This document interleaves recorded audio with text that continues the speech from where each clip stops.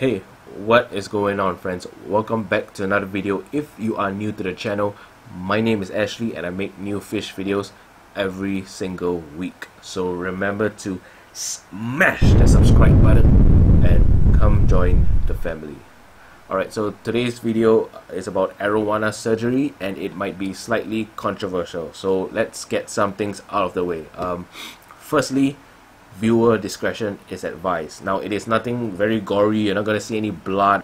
Just be advised that there is, if you cannot take the sight of something sharp, cutting something, you know, that sort of image, then this video might not be for you, and I suggest that you do not watch it. Alright, so I did have to think long and hard whether I wanted to upload this video, and it's because I know that it might, not everyone might like it, and yeah, I have decided to go ahead with it, and it's because that it's always been my goal to educate and to inform, and that's what this channel is about. That said, my personal opinion on this Arrowana surgeries or fish surgeries in general is that I am neutral. All comments are welcome down below.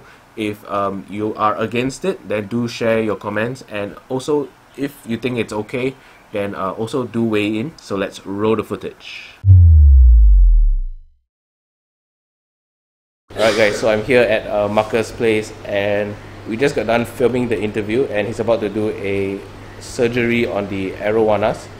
How many? One Arrowana? Or both? One Arrowana. He'll do a surgery, and so it's called, we're going to correct the fin basically, the pectoral and caudal fin. So it's a pectoral and caudal fin correction operation, and yeah, let's check it out.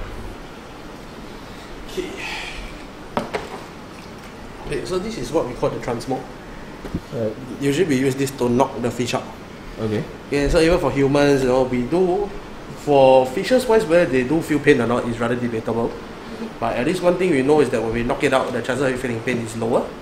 Right? So, and then we don't stress the fish as much. Right.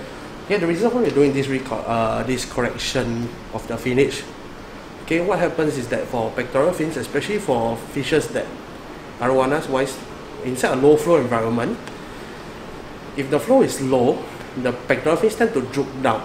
Correct. Yeah, this will cause it to swim with a little bit of difficulty in very high powered places, especially high currents, because it's gotten so lazy to the fact that it doesn't really raise the pectoral up to actually cut the water. So that's why when you notice very big Arrowanas inside a tank that has not been changing its current, or maybe very low current, you start to see the pectoral fin starts to droopy. Yeah. Become very droopy, it doesn't remain straight, right? It's more like tilting 45 angles downwards rather than the straight 90. Right. Okay, for the caudal fin, one thing I noticed about this fish is that when it swims, it's having difficulties with flapping its tails, right? Because it does have that S-shaped movement. Yeah. Okay, because the caudal fin, one thing I noticed that it's in the middle, it starts to clamp up. Okay, so this might be affecting its swimming posture, which will not be good for the fish in the end because it's actually using much more strength than is needed. Okay, so starting out first, usually we pack the fish. Okay, it's a very simple process. Okay, we try to be as fast as possible so the stress of the fish would be lower. Okay, so for fishes, especially when we pack them, then when you put in this transmo medication, yeah, one thing that fishes tend to do when they start to struggle, because of the medicines taking effect, they will try to gulp air. Correct. Right? So what I usually do is that I'll try to push all the air out, and then see only minimal air is inside.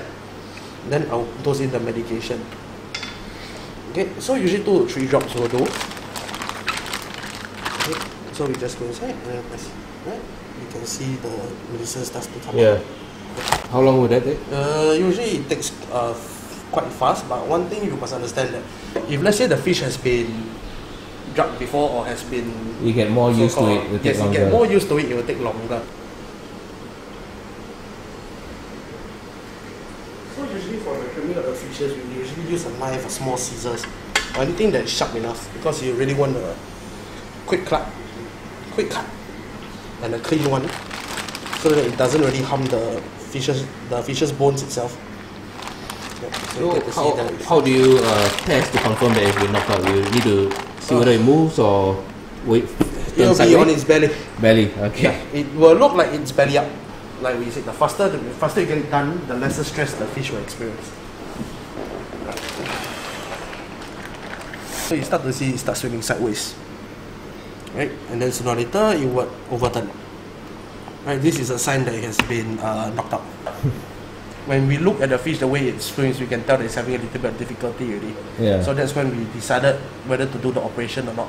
Right. Like for example, some operation, for example, drop eye, although it's rather debatable. For example, some owners really want to set it at a higher value, right? Because drop eye is a defect. But one thing we must understand that if we have two eye and one eye decided to look down only, I think everybody's gonna be very uncomfortable with that. Yeah. Yeah. So it's based on our judgment to call, but if it really affects the fish health, then I suggest we might as well do it. Right. So release the fish into the pail. Right, you can see it's really overturned.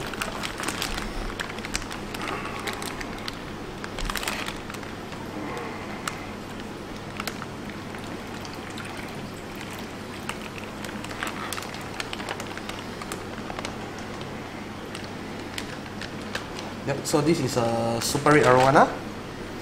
Right, this is one of the local reds, the one that I brought in myself. Right, Yeah. from another farm. Right. Yes.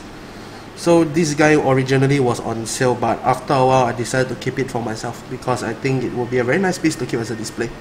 Right. Yeah. So one of the main signs we see for red arowana is that the cheek coloration, right? The younger the cheek cracks, or what we call the cracking of the cheek, right, means that the better it is. The quality is defined by the cheek cracking. Right. The earlier is it, the better is it. So by cheek cracking, you're referring to Yeah, the orangey part the of the orangey cheek. part, Yeah, right. see the orangey part? Yep. Yes, this is what we call the earlier it happens, the better it is. Right. Because this will be a telltale sign whether the fish has good genetics or not, Mhm. or whether the coloration will be faster compared to the normal ones. Okay. Yeah, because for some fish wise they reach until about 14 inches, then they start cracking. Yeah. But the earlier the better. Okay, so usually a sharp knife will do. Because for the pectoral, because they are always swimming below, what we do is that we cut open the webbing. Yeah. Okay, just the webbing, not the bones. Okay, so that it will actually force it to open up straight. Correct. Yeah, so what we usually do is, you see, we follow the webbing. We do not harm the fish. Just the webbing will do. So basically it's like trimming of fingernails for us. Very, very common, easily done. Right, for this you can do it for yourself. So once you're done, you can actually see the spread of the tail. You can actually see the spread. Right, it's opened up nicely. Right. Right, so in this sense, you'll force the fish to open up the pectoral fin. So same thing for this side. So when you put it back after this surgery, right? Yep. Would you like keep the flow lower? That depends. Sometimes we will put a very, very high flow, because this will make it stronger when it gets used to the high flow of the water. That depending on the current. For me, usually I keep it low because after the operation is very tired. Yeah. I don't want to stress it too much. Therefore, I give a lower flow. Okay, so what you do is you want to open up all the webbing. Okay, so one thing you notice that the caudal tail you see is very, very small. Then in the middle it doesn't really open up. So what happens is that when it swims, right, the caudal tail isn't fully expanded. It will actually takes more effort to swim against the current. Right. Right, it doesn't have any propelling power. Yeah. Right, that's bones also. You can take a look at the webbing. So what we do is we do not open all the webbing for this, because we only want the middle part to open. We need to open up the middle. Okay.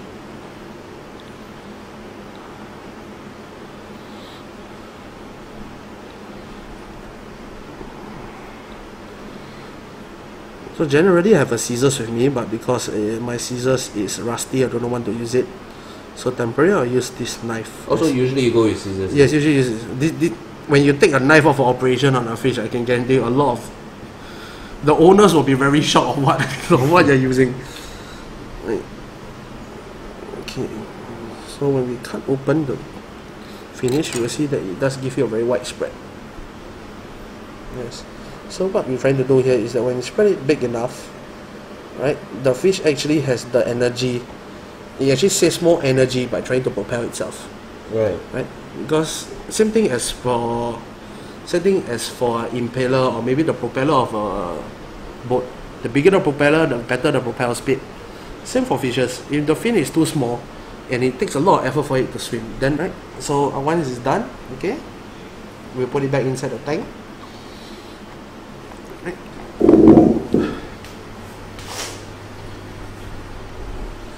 usually do, we put it near an aeration area. And so this aeration helps to wake the fish up. Okay, you will actually blow out the medication inside the gills. Wow. Right? So once it's been flushed out, you see the fish starts to swim perfectly.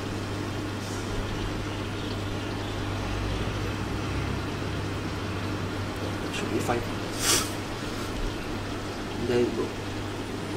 Right. So you maintain in this state for a while, probably about a minute or so. After that, you will see it start swimming by itself. Finish issue, you will get to swim better in the future.